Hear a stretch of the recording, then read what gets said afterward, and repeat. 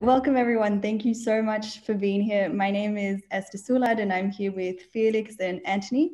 So Felix and I host a podcast called Crime Spot, and we'll be moderating this session and interviewing Antony Loewenstein.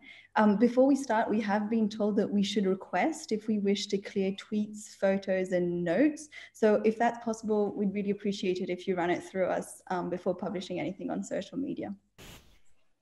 Exactly, and also greetings and welcome from my side.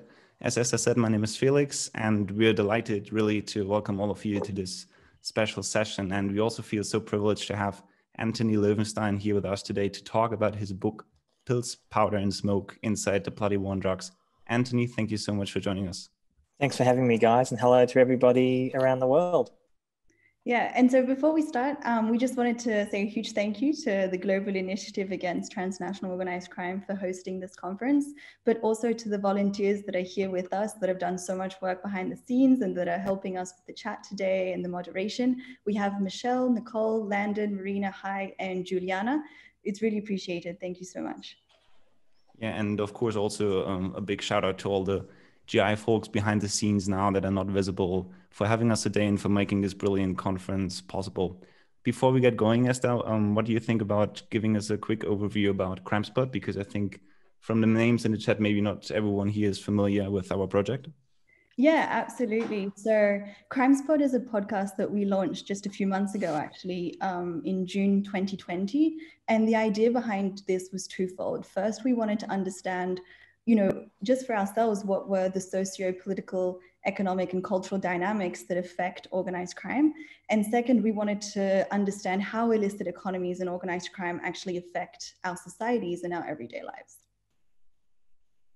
Yeah, and maybe also just to add on that, you can listen to Crime Spot on all the major streaming platforms such as Spotify or Apple Podcasts. And I think Esther already posted the link in the chat for every one of you interested. But I think that's that. And without further ado, Esther, shall we get started? Yeah, absolutely. So let me first have the privilege to introduce Antony Loewenstein. So Antony is an Australian-German freelance investigative journalist, author, and filmmaker. He's written for a number of extremely well-renowned mediums that I'm sure all of you here know, such as The Guardian, The New York Times, The Washington Post, Al Jazeera. But he's also best-selling author of Disaster Capitalism, Making a Killing Out of a Catastrophe, and My Israel Question. Last year, he also released a documentary on tramadol that is available on Al Jazeera. And we've actually included a link to his website in the chat. So if any of you would like to check out his work, please feel free to do so. But today we're here to discuss his book, Pills, Powder, and Smoke, Inside the Bloody War on Drugs. Yes, and this book was released in 2019. And Antony in this book really takes a critical look at the war on drugs, and he explains much of the origin, the implementation, and the effect it has across the world. And he also challenges common narratives of the war on drugs and draws upon not only hard-hitting facts and figures, but also interviews with individuals and experts from around the world to shed some light on the often devastating effects that criminal justice responses have across a variety of drugs such as cannabis, cocaine, and heroin. Yeah, and so for everyone tuning in, just know that this is supposed to be an informal discussion with Antony. So whether you've read the book or not, please don't hesitate to ask questions. We'll be starting with a series of introductory questions to get a feel of the topic and of the book. But at any time, just feel free to raise your hand or just drop a question in the chat. And with that, without further ado, I guess it's time for the first question, which was, Antony, what was your motivation for writing this book, and what surprised you most about your findings? One of the reasons I did the book was I've been, a journalist very much since 9/11, so for roughly 20 years. And a lot of my work in that time has been based around issues kind of either connected directly or indirectly to that event. So a lot of work around Israel-Palestine, a lot of work on privatized wars in Afghanistan and elsewhere. And one of the issues I hadn't really looked at was the drug war, no particular reason, but it's hadn't. And I felt more and more that there was in fact a real connection between the war on terror and the war on drugs, and not in a good way. What I mean by that is the drug war's been going on now for, well, arguably over 100 years, but officially in the US since potentially early 70s when Richard Nixon was president. And what you've seen in that time, both in the US and around the world, is, in my view and a lot of experts' view, and I spent 5 years going to various countries around the world, which I know we'll get to in a minute, looking at what the drug war still means today. And the reason I wanted to challenge this idea was I think many people, maybe not so much listeners today who are involved in this issue, but the general public, I think, around the world might say, well, the US is now legalizing cannabis, or other places are moving towards decriminalization. Isn't the drug war over, or isn't it something that only happens, say, in Mexico? And although that's true, Mexico has been utterly consumed by the drug war for arguably 20, 30 years, and it's only getting worse. In fact, in many places around the world, because Western demand for illicit substances, I'm talking particularly about heroin, cocaine, ecstasy, and others, has never been higher. Just last week, in fact, the UK released figures to show that in the UK, use of ecstasy and cocaine is the highest ever, the highest in Europe. The rates of incarceration related to drugs has never been higher. And my assessment as a journalist was the so-called drug war has been a catastrophic failure if the aim has been to reduce drug use and abuse. In fact, the opposite is happening because of, in my view, very traditional and failed policy. So the book was an attempt to challenge those narratives and go around the world to report on these issues as an independent journalist, and hopefully upset some people in power in the process. I think you sure have, and you already hinted towards the fact that you traveled to several countries. And just to give our viewers here who may not have read your book an idea about which countries it are, you've been traveling to the US, to Honduras, to Guinea-Bissau, the UK, Philippines, and Australia. And that's also sort of the structure that your book follows. And my question is, why did you decide to take those countries to make to raise a point and to tell your story, rather than more traditionally notorious drug producing countries such as Colombia or Myanmar, for example?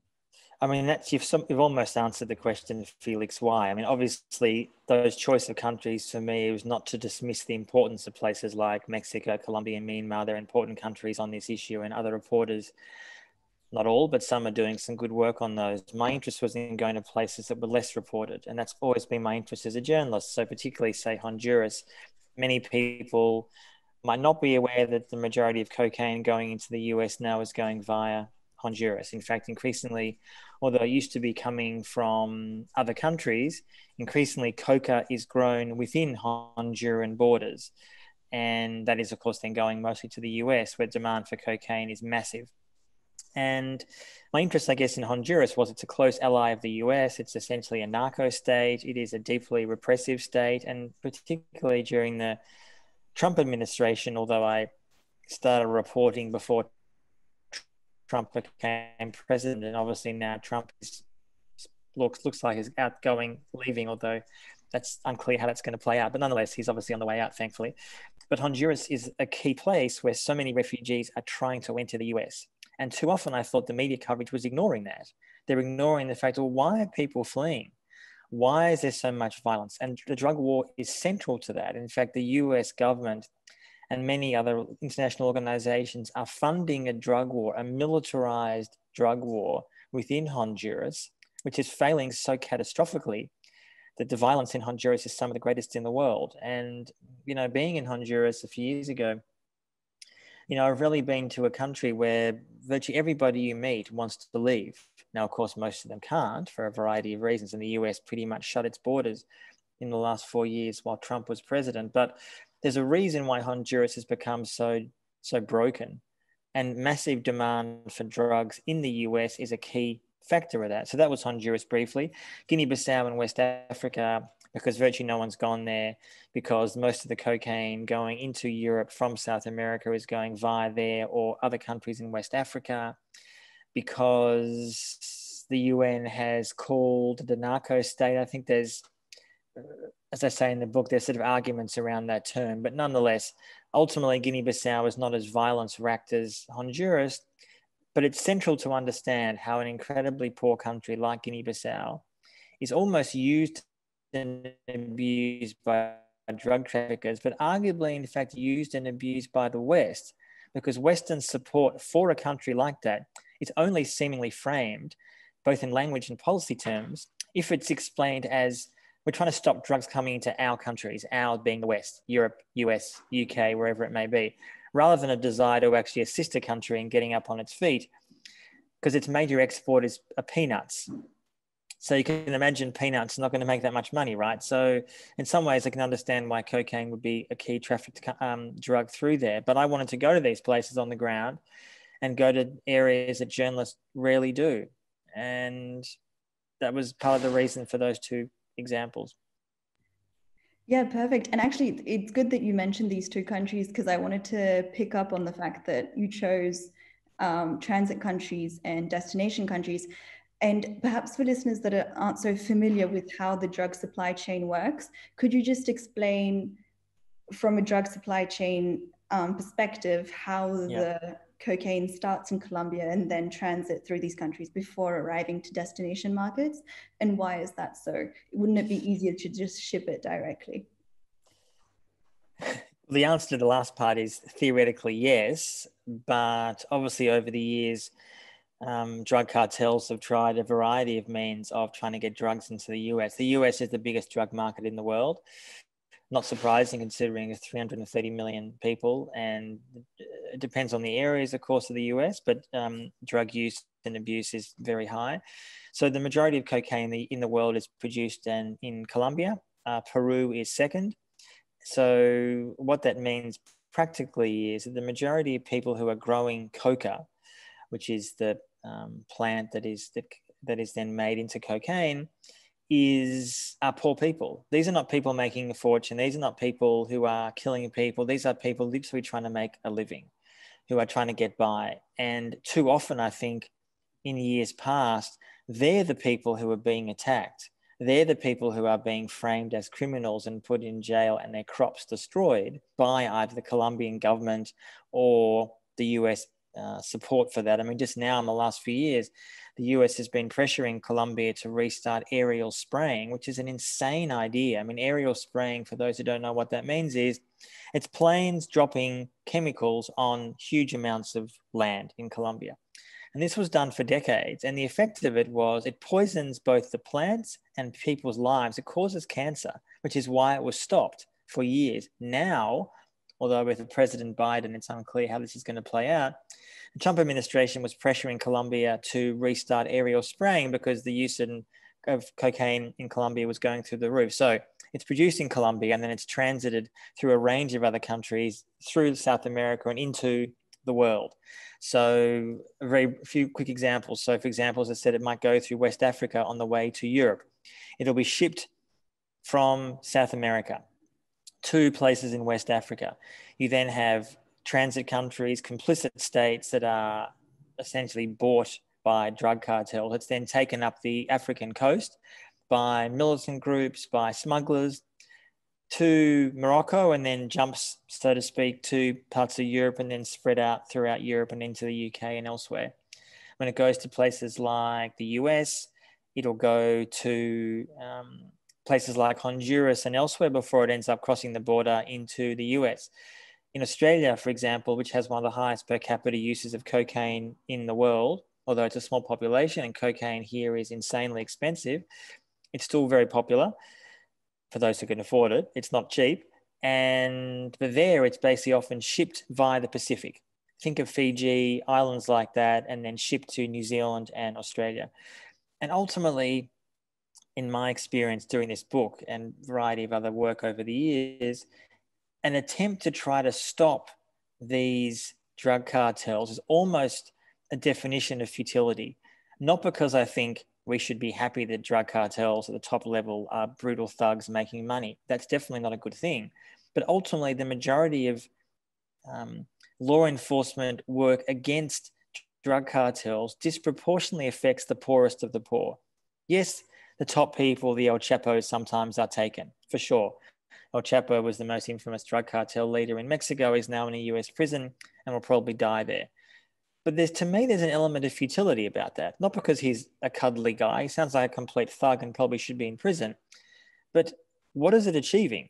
Literally, him being in prison has had zero impact on drugs going into the US, drugs being trafficked within Mexico, zero impact. So for me, and not just me, but others, the idea of traditional law enforcement against cocaine and others from, say, Colombia is not working. And it worries me just finding that so few organizations are considering alternatives, such as, and we can discuss this later, why a legalized and regulated drug market, in my view, is the only way, eventually, it's not going to happen tomorrow or next week, is the only way to massively reduce the influence of drug cartels. And I like to think that's going to happen in my lifetime, but let's see. I actually want to pick upon a point that you mentioned about the poorest of the poor more often being the victims of this war on drugs. And this brings me sort of to the case of the Philippines, where President Duterte's war against drugs is still ongoing. And you mentioned in your book that even though a myriad of resources have been deployed, barely are the suppliers targeted by law enforcement actions. So my question is, why did Duterte shape so much of his political career and agenda around this topic of drugs, and who's benefiting from it? Well, he's electorally because he won in 2016 in a very resounding election win. There was a midterm election recently. He increased his support.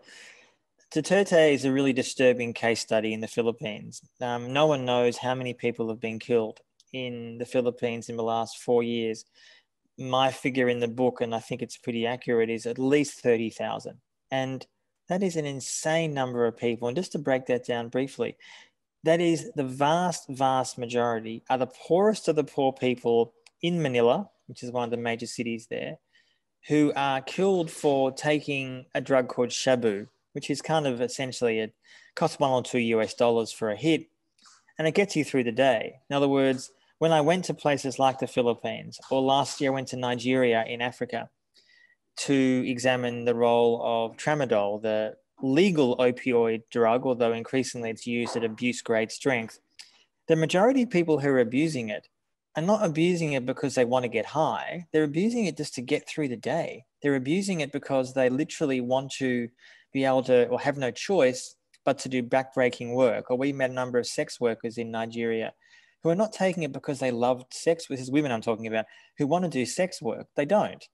But literally, it's the only way in the economic system that exists in these places. So I'm not suggesting we should be encouraging people to take shabu or tramadol, not at all. But until one addresses the underlying economic realities of countries like Nigeria or Philippines, and that's why in the Philippines, what's happened in the last 4 years is that the vast majority of people, as you said, Felix, at the top, drug cartel leaders, they're not being touched. Rich cocaine users in Manila, they're not being touched. Nothing is happening to those people at all. It's the poorest of the poor. And because Duterte has so weaponized information within that country, virtually all independent media has been silenced. The independent journalists who are still around, a group called Rappler, for example, is quite a well-known alternative, they are trying to be shut down. And sadly, many in the Philippines have accepted the rhetoric that the only way to so-called cleanse society is to kill all drug users. And what's so disturbing, I'll finish on this point, is when I spent some time there a few years ago with the head of the drug, like the equivalent of the DEA in the Philippines. And he said to me with a straight face, and I almost had to sort of mask a laugh and ask him, so, by the time Duterte leaves office in 2022, there'll be no drug users in my country. And I sort of said, you're joking, as in, like, what are you talking about? That's sort of insane. And he said, well, it's the first president in our history who really has this noble aim.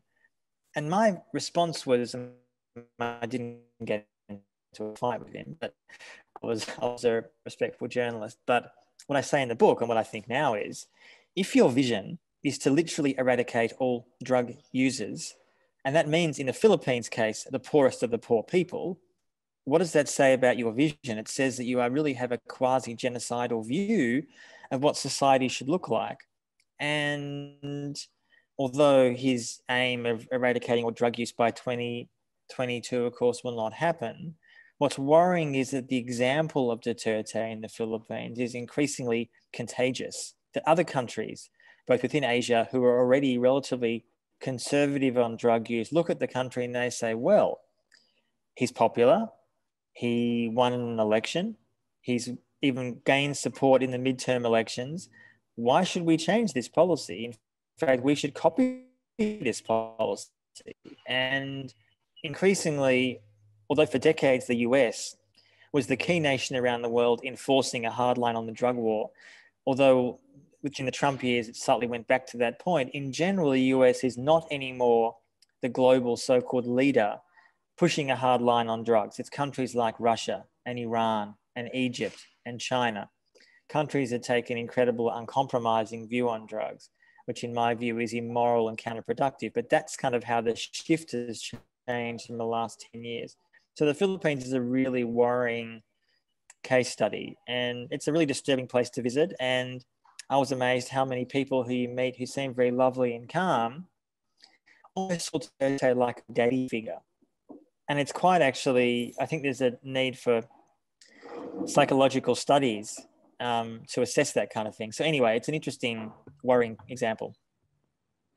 And actually, we received the first question from the audience that, if you would allow, I connect you with. Sure. Straight away from Nicole and Luis. I've seen your question, and Sylvia, but we're gonna sort of not follow them in order, but slide them in wherever we deem fit. So Nicole is asking, what would you say are the most jarring differences when you compare the war on drugs in the Philippines and the US? Well, thank you for that question, Nicole. I mean, I guess the one difference is that, I mean, the Philippines, of course, has been a US client state for a long time. And one of the reasons that Duterte, I think, achieved a lot of success was during his election campaign and current position is to almost give the finger to Washington and sort of say, you know, we're not your little, you know, you can't dictate to us anymore. We're going to do our own thing. How dare you tell us what to do? So there's sort of a degree of seeming independence of that sort of thing. And I think there's also a difference that, say, the US has on any given night 2.3 million people behind bars. Now, they're not all there, of course, for drug offences, but a disproportionate number of those people are there for low-level, non-violent drug offences. It's an insane number of people. It's the biggest in the world by far. And the Philippines does also have a mass incarceration problem, not quite as high, of course, for a smaller country. But one of the lessons that Duterte has learned is, rather than imprisoning so many people, he'll just kill them. And the brutal reality of the US drug war, and I'm encouraged now by the recent US election, putting aside the defeat of Trump, that across the US last week, there is a growing shift in election politics. A few quick examples to show how there's actually, even though the US was the birthplace of the drug war, they are actually, not so much from the government level, but from the people level, resisting that. So more and more states voted to legalize cannabis. Oregon, the first state in the US, has voted to decriminalize all drugs, cannabis, heroin, ecstasy, cocaine, everything. And if you're found with low levels amounts of any of those drugs, you're given a warning and potentially a small fine, not a criminal record. That to me is a really first important step. So what I think you're likely to see now that Biden is going to become president very soon is a shift towards nothing radical, because Biden is anything but radical. I think legalizing cannabis in the US is inevitable federally. It might not happen on his first day in office, but it's going to happen. Many states are doing that now. And I think also the regulated use of psychedelic drugs, LSD, magic mushrooms, and others. And ironically, for a country that was so harsh on the drug war and still is in many ways, and let's not forget that a lot of people in prison for the drug war are disproportionately people of color, for sure, that the US, in fact, might ironically become one of the leaders in showing how to not just legalize certain drugs, but actually allow them to be used legally for psychedelic purposes, for dealing with PTSD, etc. So to me, the Philippines is nowhere near that reality. And I think the US has shown that with people campaigning rather than politicians, that's actually how you're much more likely to achieve a better outcome. If we wait for politicians to do it, it's going to be waiting a very long time. And just picking up on this case study that is the US, just because so much of a recurrent theme in your book is the idea that structural racism has an effect on drug policies and responses, but both from a law enforcement perspective as well as a health perspective. And I was just wondering if you could go over how, when we look at the opioid crisis versus how we dealt with cocaine, how has race affected these two different responses? And it's been central. And central because, and I talk about this in the book, not just the way that politicians have dealt with it, but how the media has dealt with it. Back in the 80s, there was seen as a crack cocaine epidemic. And the way that the media often framed that was very much about saying that the Black communities who were doing this were a threat. There needed to be huge law enforcement against them. And that's when mass incarceration, in fact, began. And we shouldn't forget that, in fact, mass incarceration seriously began in the US, not under a Republican president, but in fact, a Democrat, Bill Clinton, in the 1990s. And Joe Biden, who is now soon to be president, was a key architect of mass incarceration policies. So that's something he should be held to the fire about that, absolutely.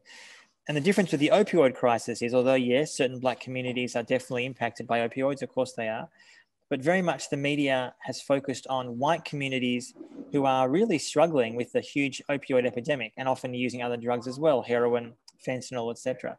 And the reason racism is so central to that is, and I talk about this a lot in the book, is I think often people who are designing drug policy and drug law enforcement policy, I'm not saying they're inherently all evil people, of course they're not, but often they are, I mean, some are, frankly, but not all.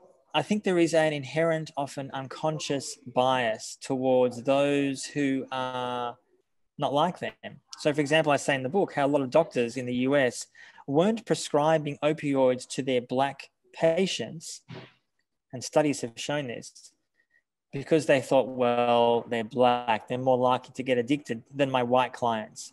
This is happening hugely across. Now, I'm not saying we should be prescribing opioids widely anyway. I think there's problems with that, of course. But one thing that sort of worried me is that so much of the use of law enforcement tactics across the US, including still in states now that have legalized cannabis.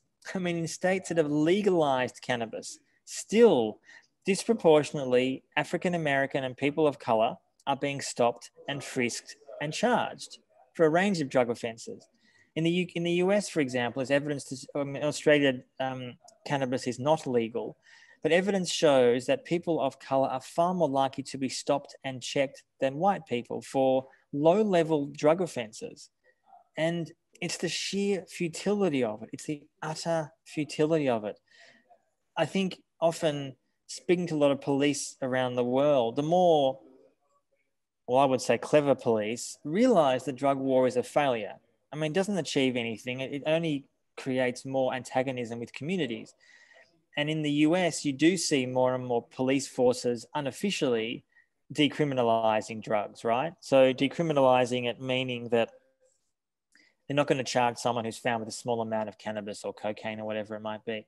Because ultimately, what are you achieving by doing so? It is an utter futility, act of futility. So yeah, I think in the US, race plays a huge part of it. And I think the only way to untangle that, just finally, is reparations. And reparations practically means that if and when you legalize cannabis, you take away any criminal records of people who have been charged with cannabis offenses in the last decades, and two, you massively encourage people of color who were the most affected by it to have the first chance, if they want, to get access to that business market. So in California, briefly, they've legalized cannabis. It's the 5th biggest economy in the world.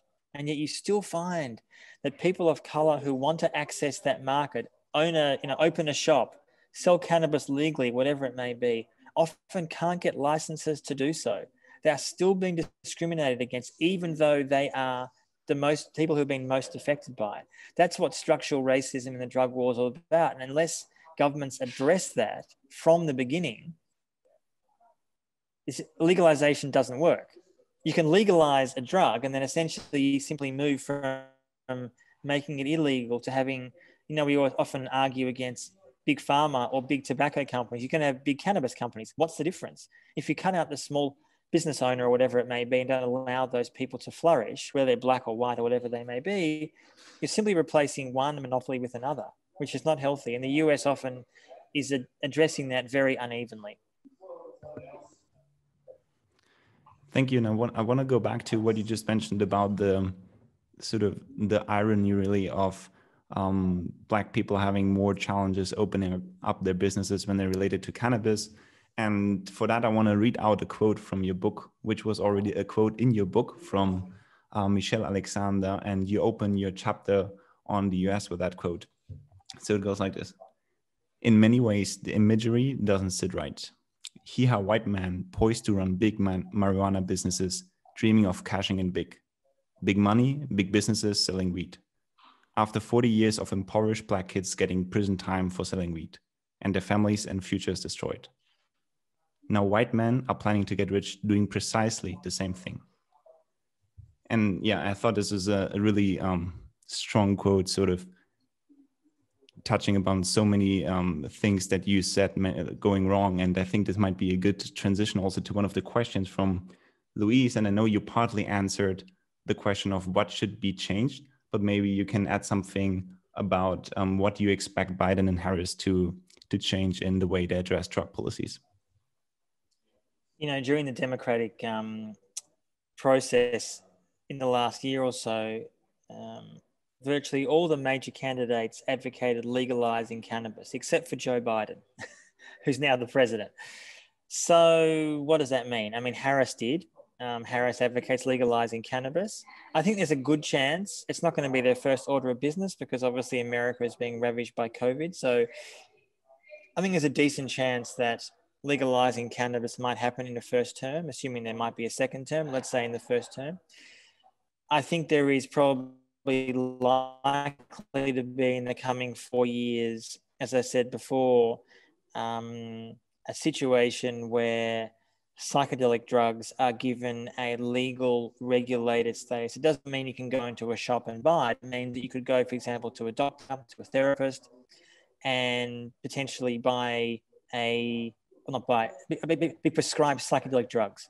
I think it's very likely that rather than, as you go to a doctor now, they give you antidepressants for your issues, they may well say, we can deal with your problem. We'll give you a 2-week session in a facility with magic mushrooms or ecstasy. I mean, the studies for this, for listeners who don't know, is really quite remarkable. There is huge evidence now that doesn't help everybody, but a lot of people who are not treated well with antidepressants can be treated actually quite well with psychedelic drugs and can cause life-changing positive reality. So that's encouraging. So that I think will be pushed through more. And the hope is that the US won't try to impose harsh drug policies around the world. I mean, Joe Biden, when he was a politician for years, was a key advocate of something called Plan Colombia, which he claims helped Colombia stabilize, but in fact, the reality was it caused mass death and awfulness across Colombia by funding Colombian death squads to kill huge numbers of farmers who were growing coca. Now, if that's the vision, then frankly, we're in a lot of trouble. And the hope is that until you address why so many people will be using cocaine or whatever the drug may be, militarizing the drug solution, which is relevant both for the US government and UNODC and others who, in my view and my experience over the years, have spent far too much time supporting a militarized solution, so-called solution to the drug war. It doesn't work. I mean, only relatively recently, not so much now, but relatively recently, they were still talking about a drug-free world. I mean, what delusion is that? You're pushing for, what does that even mean? A drug-free world that no one's taking drugs, no one's selling drugs. What does that mean? It's an utter failure. And until there's accountability of that kind of policy and a change, that kind of policy will be continually pushed by UNODC and others. And there's literally no evidence that it works anywhere. So I'd hope that the new US administration will learn from the mistakes of the past. But Harris and Biden are not exactly radical on drug policy. So there's going to take a lot of pressure to keep them on the right path. And this actually comes up a lot in your book as the counter argument to legalization. One of the participants is just named Phil, has asked, "Hi, you advocate legalization of drugs such as cannabis, but what do you answer to people who say that cannabis is a gateway drug and legalizing it would normalize harder drugs as well?" You know, someone like me who advocates legalizing cannabis and other drugs is not doing that because I want more people to use drugs. I don't do it because I think it's going to suddenly open the floodgates to doing so. In fact, in the places where cannabis has been legalized, Canada, parts of the US, in some areas, drug use has stayed roughly the same. In some places, it's gone up a little bit, to be sure, but mostly it's relatively stable, as in it hasn't risen. And the vision that I have, and many people advocate legalizing drugs, is a fewfold. One, you allow no advertising. This is exactly, I might add, against the US model in the hyper-capitalist system where there's advertising, and this is not the model we should be going for. No advertising, huge amounts of money spent on education. This just should be starting education around drugs I'm talking about. This should be starting, in my view, when kids are incredibly young. I'm not saying in kindergarten, but young. Drug education is not simply to say, just say no, kids, which clearly is not working. There needs to be a much more mature and rounded understanding of that. B, are there some people who use cannabis and move on to other drugs? Yes, there are, but in a lot of examples that doesn't happen. The evidence does not show that. And fourthly, I would say what you are doing by potentially legalizing it or regulating drugs, and I would refer to a recent book by Transform, which is one of the UK's biggest drug reform groups, who recently released a book about a vision for legalizing and regulating stimulants, ecstasy, cocaine, etc., is you are doing it because you want to change the current reality. You're not doing it to encourage people to take drugs. Like, that's such an important point. So, for example, you wouldn't be able to walk into a shop and simply buy cocaine off the counter. It just doesn't work that way. Most drugs would be very restricted. Cannabis would be relatively widely available if you're over 18, etc. And it's more just accepting the reality that drug prohibition has actually caused drug use to go up. A harsh law enforcement policy towards drug users particularly has not just caused mass incarceration, but incredible amounts of violence and dislocation. So someone like myself advocates legalization. I'm not utopian. I'm not suggesting you legalize drugs next week and suddenly everything is perfect. Of course that won't happen. There'll be problems along the way. But in countries that have done this well, and I'd refer people to Uruguay, parts of Canada. I mean, Canada's done it across the country, but some areas have done it better than others in terms of areas. The sky's not fallen in. There hasn't been some massive uptake in drug use and abuse at all. And I'd also refer people to Portugal. Portugal 20 odd years ago decriminalized, not legalized, decriminalized all drugs because they had a massive HIV problem through injecting. And their drug use and abuse has fallen hugely. It's not a perfect system, to be sure. But that, to me, I mean, Portugal in one level is one of the visions that I am inspired by. Again, I would advocate legalizing, not decriminalizing.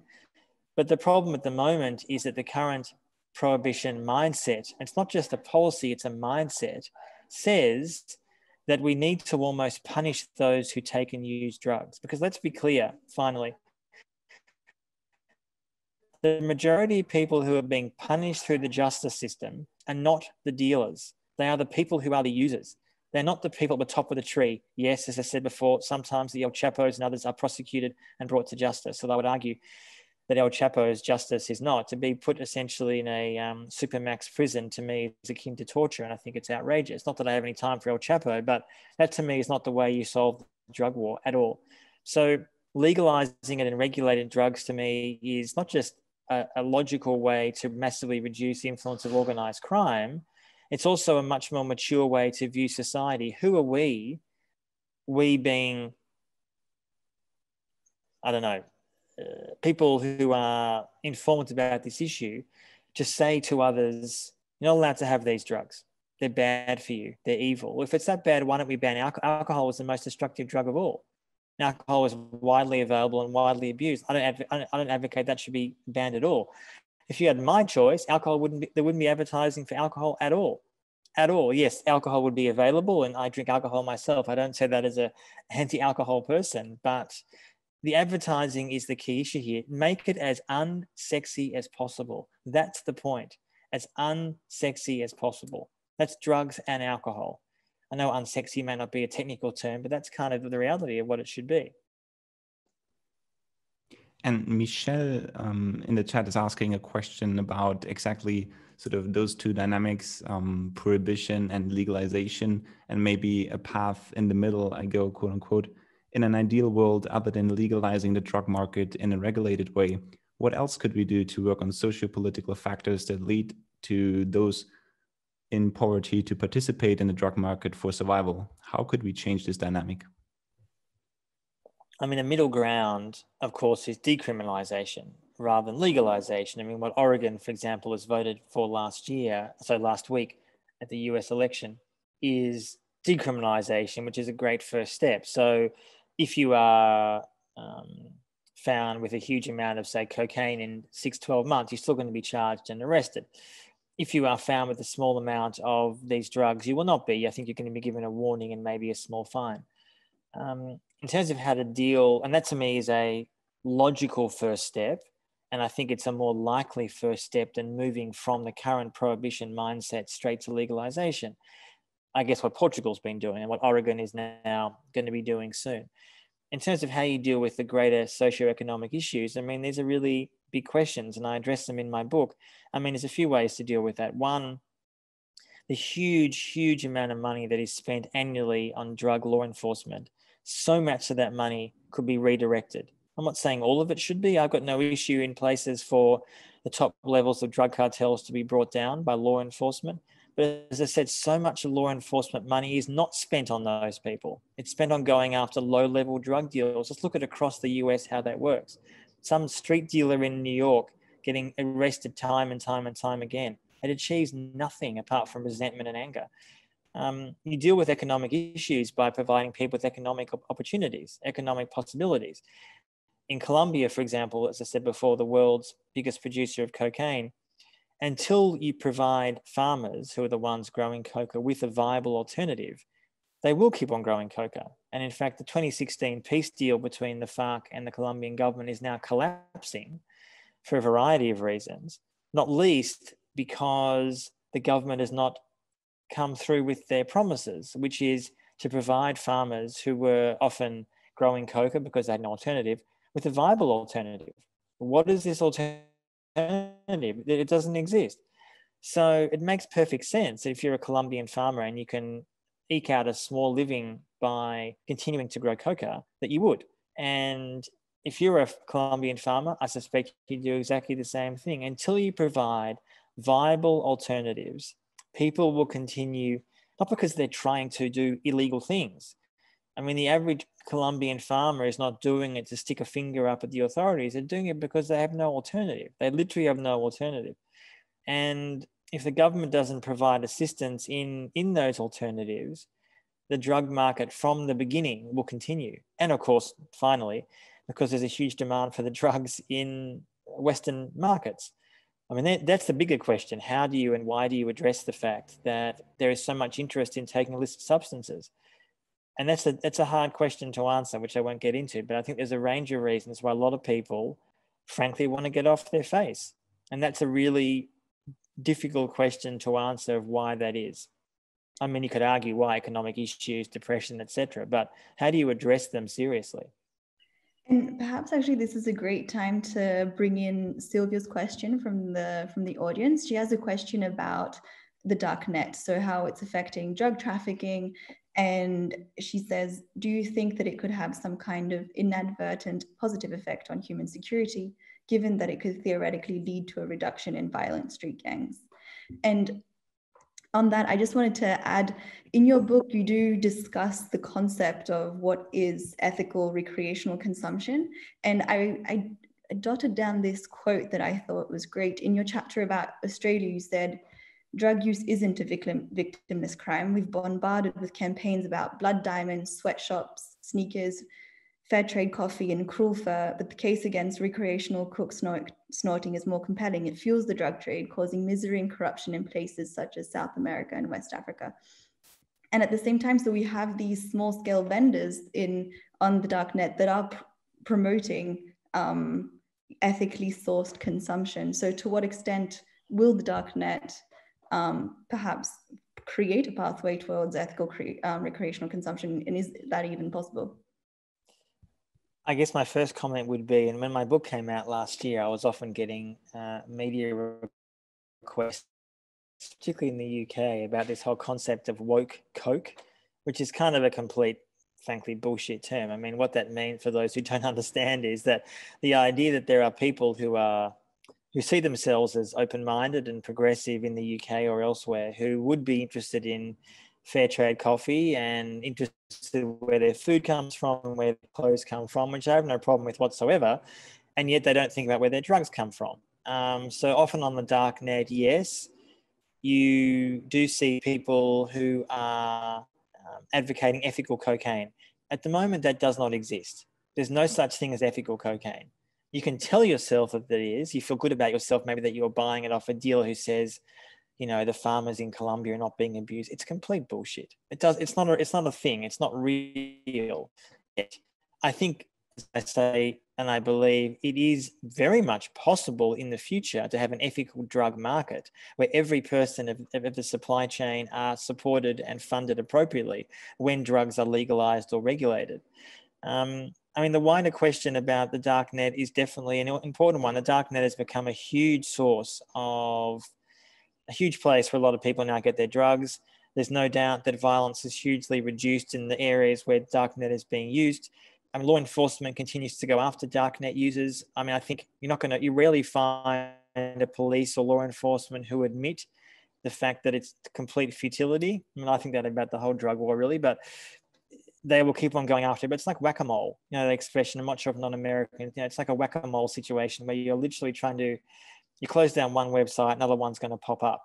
Now, to me, while drugs remain illegal, it makes sense that people are going to be sourcing their drugs in a much more safer way. It doesn't involve meeting a person face to face, doesn't involve meeting a person down a dark alley, doesn't involve meeting someone at a club, whatever it may be. They order it online, and the vast majority of times it comes through to them. One of the interesting things is that the Global Drug Survey, which is the world's biggest drug survey, comes out every year. Roughly 130,000 drug users from around the world answer these questions I talk about in the book, and people can Google it if they don't know. They had a question last year about, would people be interested in paying more if they knew that their cocaine would be ethically sourced? And the vast majority of people said yes. Now, some people listening might say, well, we're never going to have ethically sourced cocaine. It's a fantasy. Yes, today and tomorrow, that's true.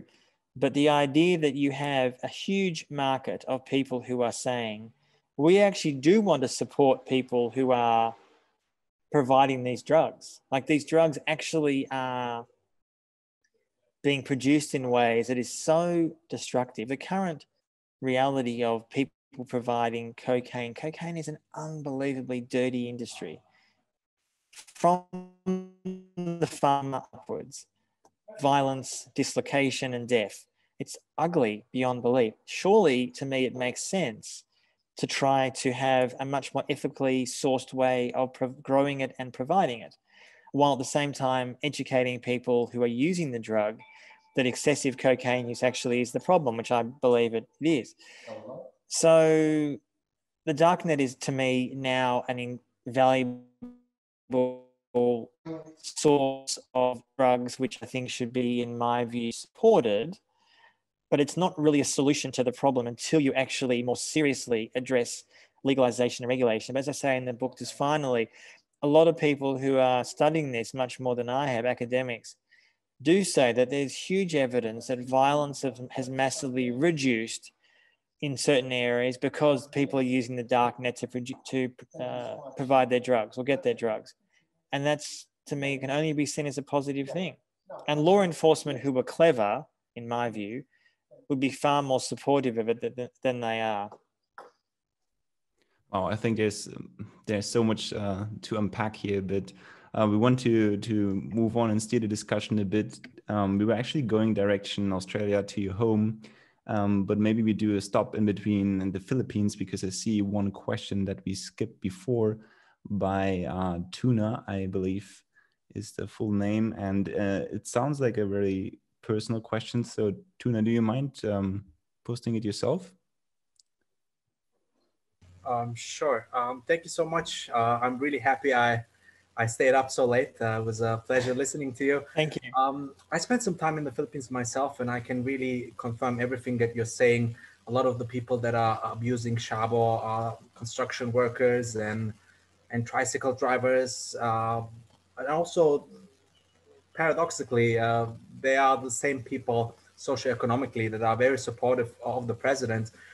You briefly mentioned that this model could be seen by other countries and replicated. Do you have any implications for that? Other ASEAN countries looking over? I know that there was in 2003, I think, the Thaksin Shinawatra government in Thailand. They also had a war on drugs, but the public opinion shifted, and this is not a topic in Thailand anymore. So do you have any idea how these countries in the region, they tried similar projects, and in one country it failed and the public perception changed, and in the other country Duterte is getting even more popular by the minute? So this is my question. Thank you so much. No, thank you for your question. Look, even before Duterte came along, a lot of Asian countries were incredibly harsh around drugs. Think of Indonesia, Singapore, both countries. There's executions of people who deal drugs. China, of course, is the most prominent example. So it's not like one needed Duterte as a model. But I suppose the difference is China and Singapore are not democracies. And Philippines, although I'd say it's a very unstable democracy, he was voted in, Duterte. He was given greater support during the relatively recent midterm elections. So he almost has like a sort of democratic legitimacy, so it's seen. And as you rightly say, I met a lot of people, and I discuss this in the book, who often were affected by his drug war, had a brother killed through the drug war, and they support Duterte very strongly. This is a very complex picture. I think there's often, in my experience there, and I see this across Asia as well, a lot of sort of wishful thinking here that if only Duterte's vision would come true, our society would be better. Namely, all drug users would be killed or disappear, or drugs wouldn't be allowed into the country. I mean, let's be clear. The Filipino government has done very little seriously to address where drugs are coming from. How are they getting into the country in the first place? So you sort of realize the complete fraud of the drug war when you realize they don't really care. I see this in an incredibly cynical way. It's a very brutal way, but Duterte is using that to gain political support. I mean, one thing that's been disturbing is I just did an event recently in Indonesia. Of course, it was via Zoom, not in person because of COVID. And we were talking with a person I was in conversation with, works for Human Rights Watch in Jakarta. And he said to me, which I knew, but it was good to hear that's reinforced, there's not a serious appetite in, say, Indonesia, one of the largest countries in Asia, for serious drug reform. It just doesn't seem to be. A lot of support for quite harsh drug policies. Apparently, there are moves by more Islamist parties to do even harsher drug policies. And Indonesian governments in the last years have expressed at times support for Duterte's drug war. I think what really is required here is a sense that if you punish people either through killing them or incarcerating them or whatever it may be, in the hope that somehow that's going to provide like a key lesson, a lot of Asian countries, not all, drug use is going through the roof. I mean, does anyone seriously think that in a lot of these countries, not least Indonesia, drug use is still incredibly high? It is. So the idea that the threat of death or long-term incarceration is stopping people either dealing drugs or using them is a myth. How you radically change those kind of policies in Asia is a different question. But I worry that Duterte's model will be seen as far too influential, even if he leaves office in a few years, particularly in Asia. And this is a good time to change a little bit the topic towards the ideological battle that you address in your book, because we have two questions that are very similar or that tie well together. Uriol says, one thing that particularly struck me in your book is that you mentioned that heroin policies in Australia were justified as fighting off communism. How has the promotion of the capitalist model worldwide affected drug policies? And just after that, we have a question from Anne-Cédric, who says, hi, Antony, do you believe the rise of China will transform the global war on drugs? And if yes, how? Let me answer the second question first, and thank you for those questions and all the questions. Look, the rise of China, frankly, does not bode well for the drug war, I mean. I'm not talking about other issues. I'm saying in general. Chinese drug policy is, in my view, inhumane, harsh, brutal, uncompromising, counterproductive. And the worry is that although at the moment China has not replaced the US as the key pusher of a harsh drug policy, there's no doubt that because more and more countries economically and politically are choosing to follow the so-called China model, namely so-called hyper-capitalism with a very closed society with little or no free speech, the worry is that those drug policies coming out of Beijing will be copied in other countries around the world. And that is almost why you need a country, a leading country, it might be the US, it might be someone else, to actually take a stand for a much more humane and logical drug policy. I don't currently see those countries existing. Yes, there are countries who are, as I said, legalizing cannabis like Canada and others, but they don't seem to really do much advocacy globally. They're thinking much more internally, which I'm not critical of necessarily, but there needs to be much more advocacy globally to challenge an incredibly harsh line coming out of China. That does worry me, absolutely. The first part about how supposedly fighting communism was a key aspect of elements of the drug war and how capitalism fits into this. Capitalism is central to it. It's central to it because, and I discuss this in the book, particularly since 9/11, how the war on terror and the war on drugs have fused, how the DEA in the US particularly increasingly argues that they're not just fighting a war on terror, they're fighting a war on drugs together, meaning that they argue that a lot of militant and terrorist groups are now getting their financing through drug production. And therefore, we as a DEA need much higher budgets to deal with this. And where do we think this money is all going?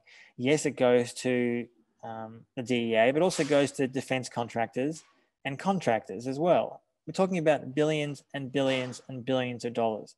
So until there is a challenging of that ideology and the idea that there is money to be made from the drug war or the terror war, the truth is that neither of these wars to me is ever winnable, but it's almost seen as beside the point. It's almost seen like failure is not an impediment to increasing budgets. During the Trump administration years, the DEA's budget soared. What will happen, obviously, during the Biden-Harris years, impossible to say. But my guess is that with Biden's history, it's not going to radically go down. It might slightly go down a little bit because under Trump it soared. But this is really, yes, a law enforcement issue, but it's also an ideological fight. What sort of societies do we want to live in? Do we think mass incarceration and the killing of drug users and dealers is the way forward? Do we think a US-led drug war is a solution? Do we think a China-led model is a solution? I mean, I would argue that neither are.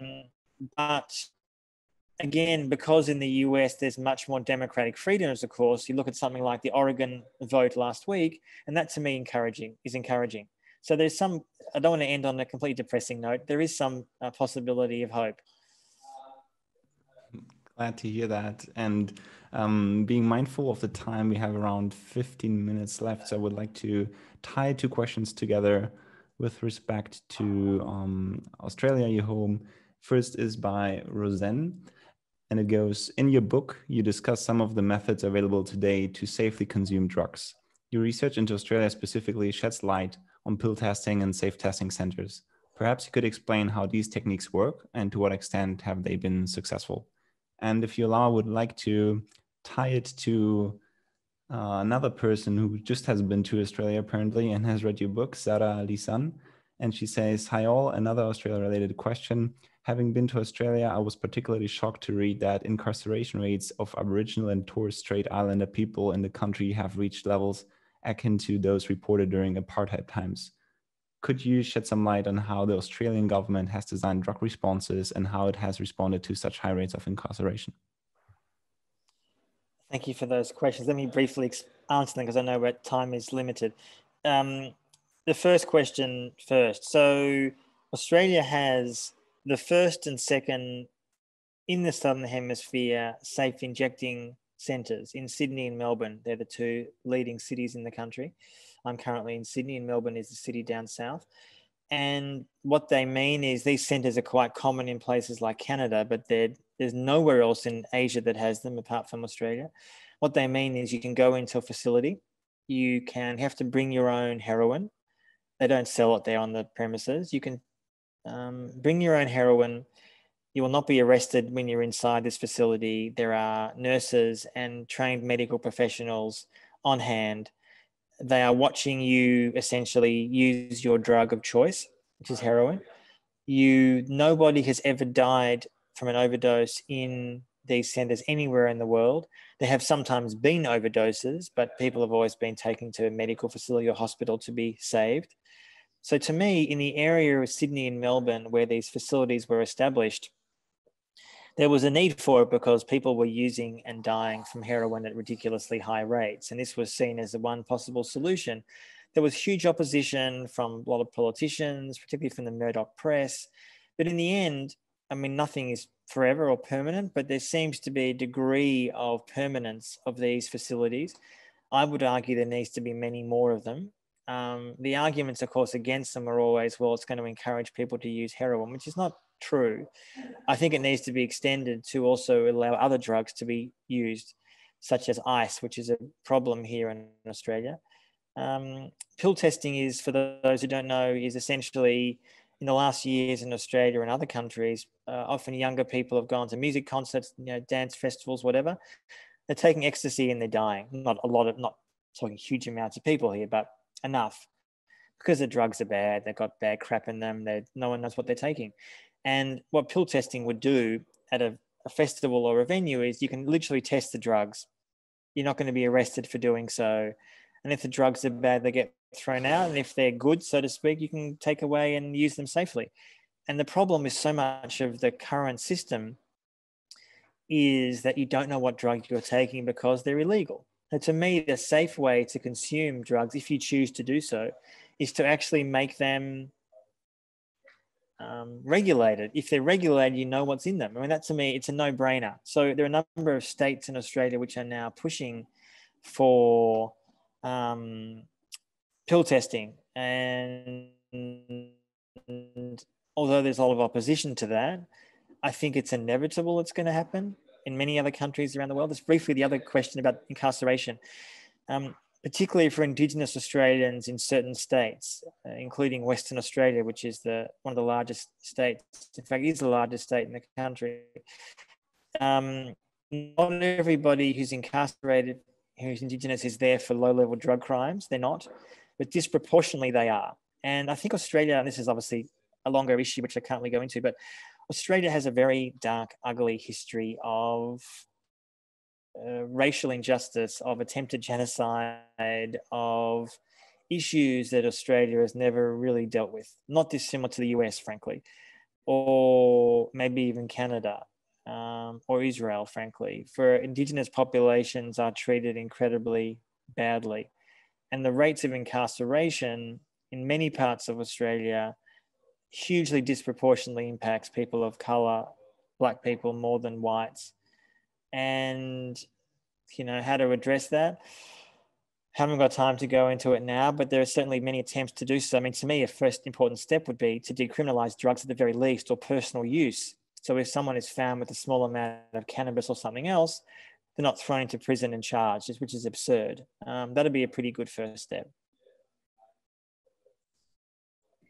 Perfect. And I was just checking the chat, and I think that we have addressed all of the questions. And I do know that they will cut us off regardless if we're finished or not.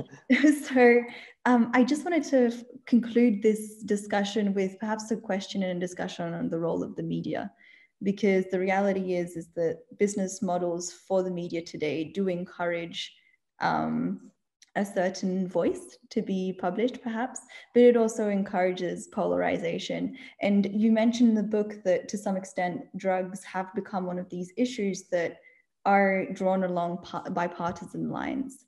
So I guess, and I don't know if there's even an answer to this, but what role can the media play in strengthening communities rather than dividing them? Because in the end, we all want the same thing, right? Whether you're law enforcement or health policies, what you want is a reduction of violence. Yes, I would slightly question that premise, though, actually. I actually think a lot of people in law, I'm not saying everyone in law enforcement, but there are some people, in fact, as I said before, in the DEA and elsewhere, if the drug war ends tomorrow, what are they going to do?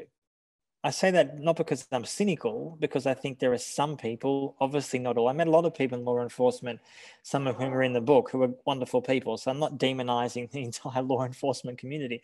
But there are some people in that world who I think thrive when there's more conflict. But you talked about the media.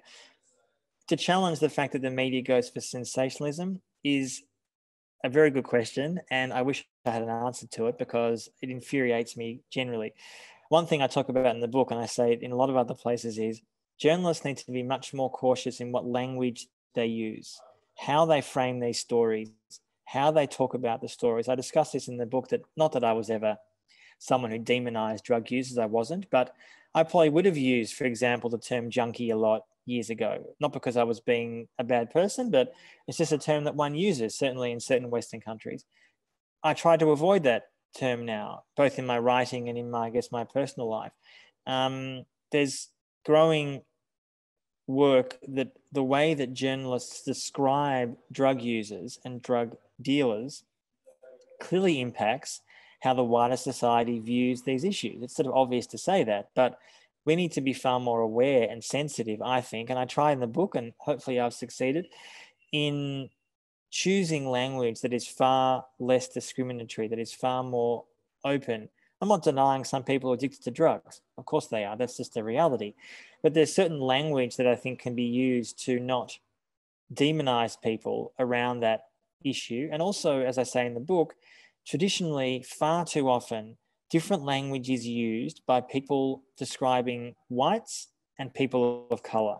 And that very much came out around the issue, as you said before, Esther, of the crack cocaine epidemic and the opioid crisis. Two separate issues in the US, but the language that was used by much of the mainstream media, and I might add, not just the tabloid press, the so-called quality press, New York Times, Washington Post, and others, was often disparaging, demonizing of those communities. Why?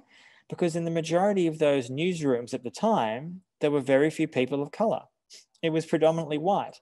So unless you have, I'm not saying a diverse newsroom guarantees there being better coverage. It doesn't always happen, but it certainly makes it easier and more likely that there's going to be a much better understanding of how to describe these kinds of issues.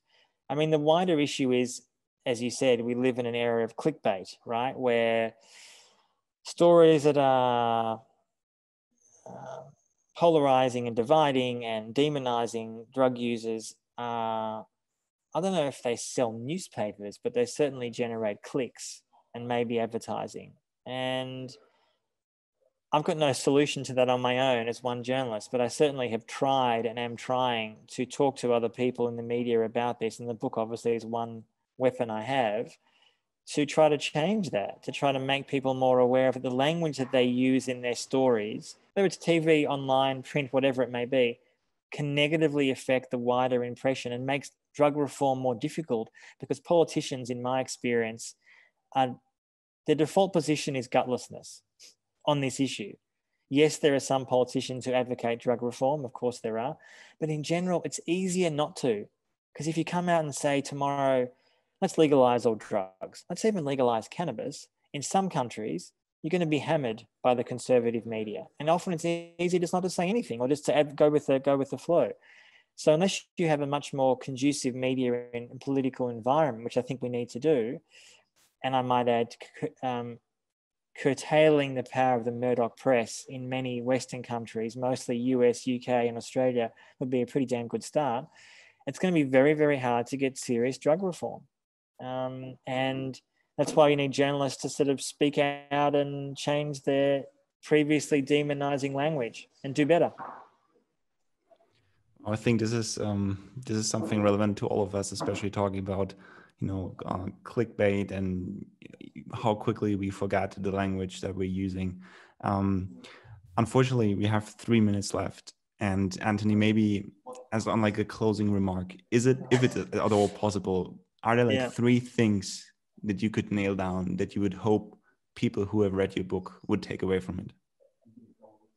Well, the first thing I'd say is, please do read my book if you haven't. That's the first thing.